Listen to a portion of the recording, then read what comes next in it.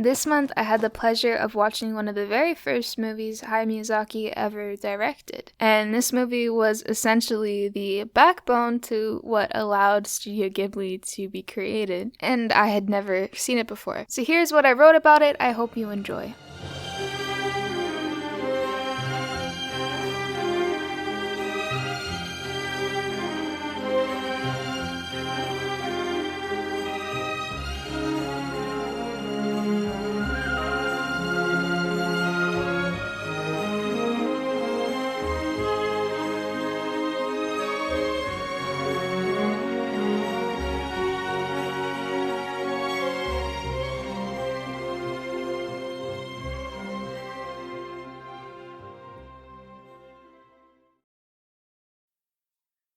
Nausicaa of the Valley of the Wind is a long-named, action-packed story gushing with life and dangerous creatures. We follow Princess Nausicaa in her valiant fight against those who threaten everything she loves, and just so happens to save the world at the same time. It takes place 1,000 years after industrialized civilization has been wiped out entirely by noxious warfare against god warriors.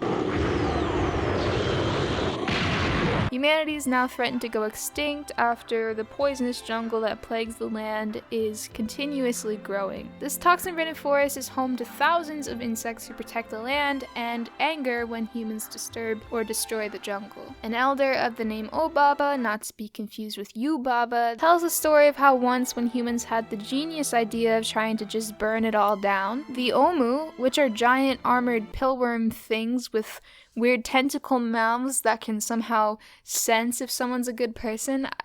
Anyways, the Omu quite literally trampled humanity once again, second time, and spread the jungle even further after they died. So the plan didn't really work out, but these insects and this jungle are natural enemies to the humans, and society now has to find a way to either defeat them, live with them, or be wiped out entirely. See? Nothing to fear. At the start of the film, Nausicaa quite literally watches the world through the eye of an insect. This scene is something I like to call foreshadowing. It's kind of an advanced term, but this depicts exactly how Nausicaa comes to save humanity, by looking outside of herself and instead of claiming the insects as enemies, tries to understand them and the jungle that they protect. She asks questions that no one has dared to explore. What is the purpose of the jungle, and why are the insects protecting it from humans? She discovers with her genius brain that in fact, the jungle itself is essential to life on Earth. The trees there purify the water and the soil that allow life to continue to live. This could be related to how in our world, plants and trees are the only naturally occurring way to clean up carbon dioxide, which in excess causes warming of the globe, commonly known as global warming. So in fact, the source that the humans so desperately want gone is exactly what's keeping them alive. And the toxins and the insects that the jungle holds home to are an evolutionary development of the environment to keep it safe from humans. Nausicaa is living in a biosphere that humans no longer control. The environment and the insects are what run the planet, more specifically the spores that stem from the jungle. As the spores spread, they take up more and more land, and now that land is completely uninhabitable by humans. And if the spreading continues, humans will be wiped out.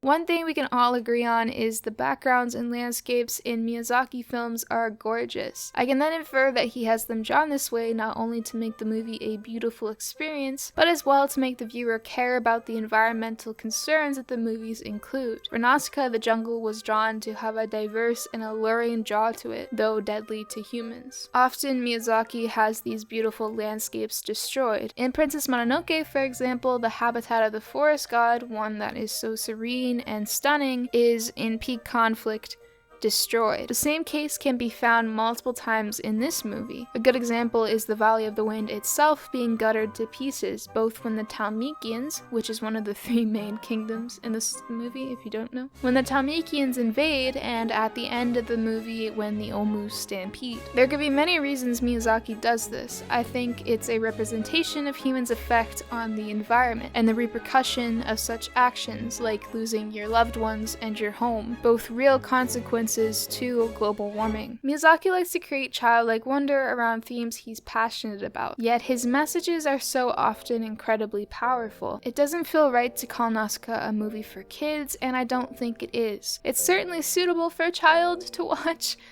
for the most part.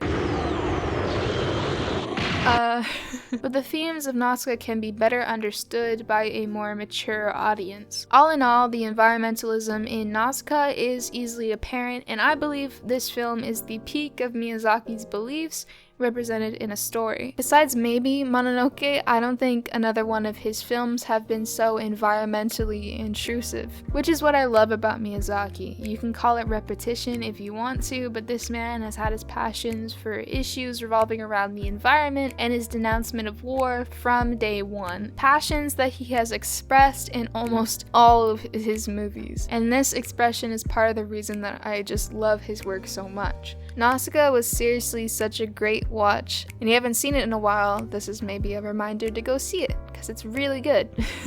I was gonna write an entire second half to this video discussing the pacifism in this film, but that would be really long, so I didn't, but maybe that's something that I can explore in the future. Thank you so much for watching this video. Seriously, I had a lot of fun writing it, so I hope you enjoyed. Have a fantastic day, and with that, that's all I wanted to say.